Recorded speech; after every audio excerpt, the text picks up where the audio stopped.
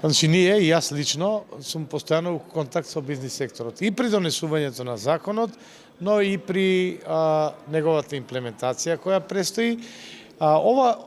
Значи, за прв пат се воведува поддршка на инвестиции домашни, инвеститори во опрема, хали, истражување и така натаму, но она мерка и порано постоеше за вработувањето. Они беа искажани одредени работи кои се проблематични, не само сега во изминатиот период, околу изнаоѓање на работна сила, но сепак јас кажав, законот може да се надградува и да се проширува, значи нема никаков проблем да се измени законот, да му дадеме шанса на овој закон за поддршка, финансиска поддршка на инвестиции, да видиме како ќе влие, а секако дека јас лично, и мој лично дека ќе се заложам за одредени измени за кои ќе се укаже потреба во неговата практична имплементација, и на кој овде отворени сме, видовте го оставив мојот телефон, и за критики, и за сугестии, затоа што ако вие сами нешто правите без да имате контакт со реален сектор, вие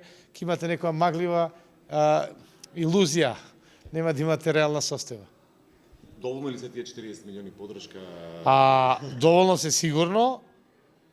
Прва година ќе видиме дали целосно, мислам, верувам дека ќе се искористат, но дај Боже да не се доволно. Значи, имало инвестиции, ќе има инвестиции.